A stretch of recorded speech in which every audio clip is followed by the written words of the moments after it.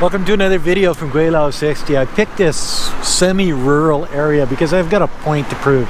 But before I prove that point, as always in my videos now, if you see "Make Me Proud" little card come across, that's a direct link to my Patreon account. My Patreon account is for the children. Anybody that watches my videos knows that we have a project going on for underprivileged kids in rural China. Not only is it there, but it's in the description, the link to the Patreon account, and the top right corner of my main page of my channel. So be generous, help out. Anyway, but that's not what this video is about. I was thinking here the other day that it's not the government of a country that makes a country a good place. You look at smaller places like, I grew up in Weldon, Saskatchewan. Yeah, 250 people soaking wet. Yeah, I know it's loud behind me, but whatever. So I grew up in a place of 250 people, and everybody they were all good people. Why were they good people? Because the grandparents and the parents were good people. They had good hearts. They taught their children to be good people. They didn't take advantage of other people. They didn't bully other people. They didn't do the bad things in the world. Then when I got a little bit older and I went to grade 10, all the way 12 miles down the road to Birch Hills. Yep. Went to high school there. And lo and behold, they were good people too. The older people were good. The younger people were good. Because you see, the young people learn from the old people. The young people learn to be good or bad from the people that they look up to. The leaders of their community. If the leaders of the community are good people, then everybody underneath is going to be a good person. There's gonna be a bad apple every once in a while. You know, there just has to be. Was I that bad apple? No, not me. But no, actually. From the time I came to Weldon as a young child until I left Birch Hills High School, I never saw one person attack another person. I never saw a fight in all the time that I was in those two communities, because they were taught that that's not right. And I think if somebody would go out of their way to kick the shit out of somebody because they could, I think the community would turn on them. But 7 miles down the road, the other direction, was Canistino. Yeah, different story. Rougher, fighting, just frickin' mean. And yeah, and the people of the community, Weldon, Birch Hills, and Canistino, they understand this. They know that it was like that. Why? I don't know. I would imagine that the people that they looked up to were not as kind, as nice, didn't have the values of the people of Weldon or Birch Hills. I think it's instilled in us from the people that are older than us, the people that we learn from. And that brings me to China. Well, I see the same thing in China. I see that the older people are not violent. The older people want to teach the younger people what is good and what is bad in this world, and how to, I guess, carry yourself through this world. And it's not only in the cities, but it is definitely in the rural area where their work ethic. Yeah, back to that work ethic. I tell you, it's a big thing in growing a community properly. The people, not only are they kind-hearted, not only do they not condone violence against other people, but they're kind and courteous. They're the most polite people that I've ever met in my life, except for maybe Donnie Gabrielson out of Weldon. He's got to be the most polite person I've ever come across in my life. Anyway, back to the Chinese thing. I digress. I do that a lot. But you see, the work ethic that they teach from the grandparents to the parents to the children, you know, it's a big thing in the Chinese community. Sure, life is changing now. Will it be the same with the generation now that's more highly educated? Doesn't have to do that manual labor as much. Sure, there's lots of people doing manual labor here in China still, but it's not as much as it used to be because they're using their brain, not their back. There's more highly educated, there's more university students, there's more engineers, there's just more doctors and lawyers and all of those things that, and there's the trust fund children too. Yes, some of these guys from 1978 and on, it's been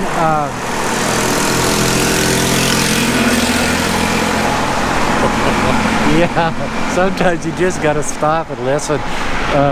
China can be loud. Another thing I noticed when I was growing up is that in our communities we never saw color. There was some now I know native people in Weldon School, but I just figured they were just darker than the rest. They seemed the same to me. And even in Birch Hill School, we had Muscadet Indian Reserve children. They weren't children at that time, they were high school, coming to Birch Hill School. And nobody ever looked at them any different than they looked at anybody else. See, that's the difference. In the larger community, in the Prince Albert, Saskatchewan, where you pit the natives against the whites, things like that it's just not the way to be. Here in China, it's not like that because, got it, everybody's Chinese. There is no racial difference between one or the other. Sure, you've got Uyghurs in the northwest, you got basically Han in most of China. You've got different minorities around, but they're basically stuck in their own little areas, and except for the Uyghurs, they're all looking Chinese. You can't tell one from the other. So you don't have that here. The work ethic, though, that's one of the things that really, I always come back to that in China because it's the truth. In the West, everybody's looking for something that's free. I want free tuition. I want free healthcare. I want free dental. I want free prescription drugs. I want free this and free that. And any politician that can give it to me free, I'm going to vote for that guy. So, is that a good thing or bad? I think it's a terrible thing. So when everything's free, then nobody really has to work. Nobody cares about working. There's no competition because, hey, it's free. Don't worry about it.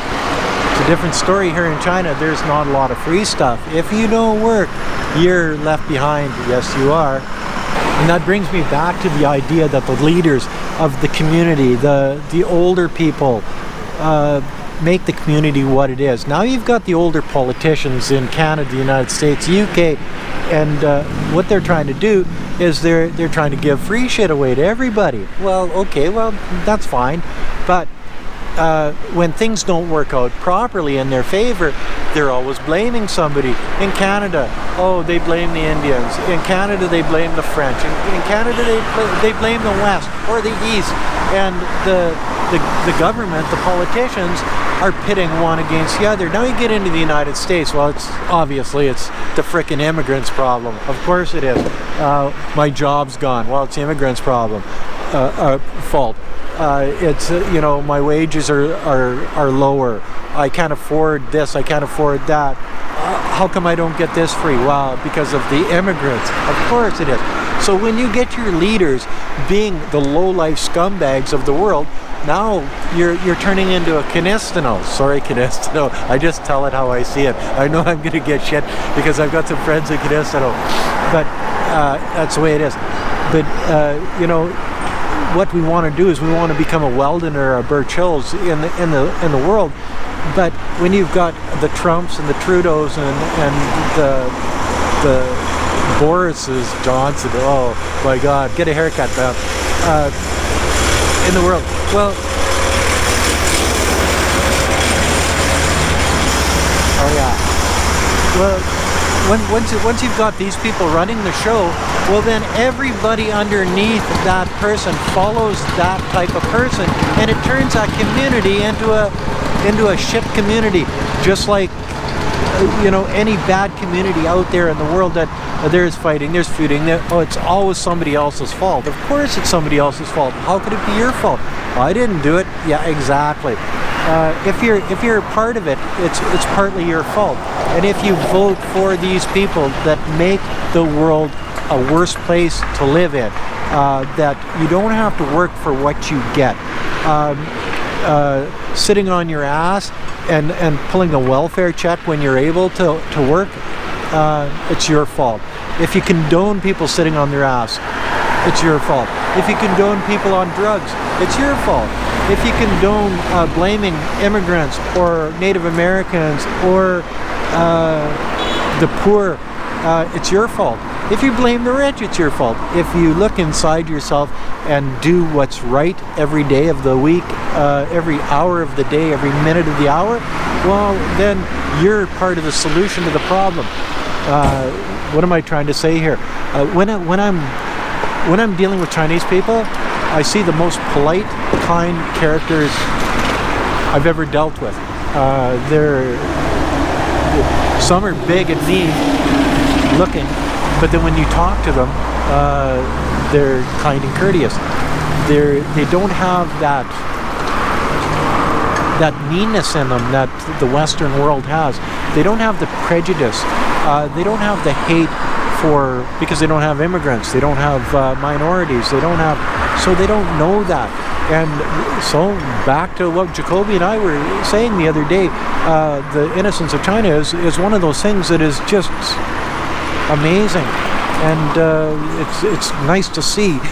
That's one of the things I like about China so much, is because it's like going back to my childhood in Weldon. Everybody's innocent, everybody is kind and courteous, nobody's trying to take advantage of anybody else, and life is very simple and easy. You don't have to be looking over your shoulder. Here's internal fortitude and work ethic for you. My grandfather came to Canada back in, I don't really know, the 40s, late 40s. And he lived in a granary for the first 2 years of his life in Canada. Why? Because he didn't have any money, he had a job working for a farmer. But he wanted to save every penny he could, so he lived in one of the farmers' granaries. Yeah, that's where you keep the grain. There's no insulation, and it gets 40 below in the wintertime here in Canada. But he lived there for 2 years. Why did he do this? Because he wanted to save every penny he could so that he could buy some land and start his own farm. And then, when he did, a quarter of land by Weldon, he cleared, and it's all bushland. He cleared that land with an axe, a shovel, and a horse. Think about that. An axe, a shovel, and a horse, and he cleared a quarter section of land. And that's a lot of land. Okay, and you gotta plow it up, and he turned it into farmland. Yeah, you see, people nowadays won't do that.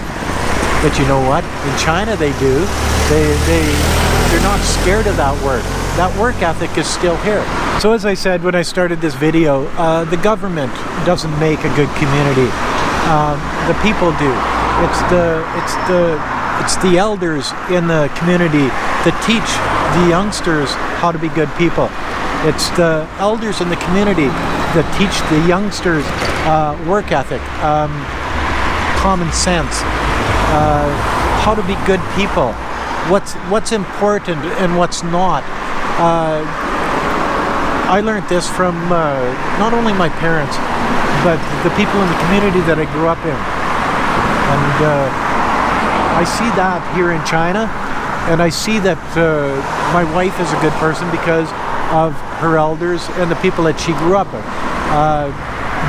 Be it poor or rich, it doesn't matter. She came from a poor family, but I think that instilled in her a little bit more. Then I go to places like Bobai, where Tongo and Latsa and the crew type thing, I call them the Liao Gang. They all have that character in them, that they always do the right thing. They always know that if you work hard and you take care of your family, that your family will take care of you. If you work hard and take care of your community will take care of you. And I see that all around China. I see that in the rich people. I see that in the poor people. I see that in the older people. I still see it in the younger people. Not maybe as much in the younger people as I do in the older people or the rural people. The younger people in the rural areas, yes. The younger people in the cities, yeah, not so much. But I still see it here more than I see it in the Western world. So as long as it's like that here more than in the West, I think I'm going to stay here. And that's another video from Gweilo 60. If you like this video, as always, like, comment, subscribe, push that share button. Don't forget to hit the bell, and don't forget to subscribe again, because yeah, YouTube keeps deleting my subscribers. So if you're a subscriber, check your subscribe button. Oh, and don't forget to hit the Patreon button and give the kids a couple bucks. Don't be cheap, make me proud. Thank you very much, and bye now.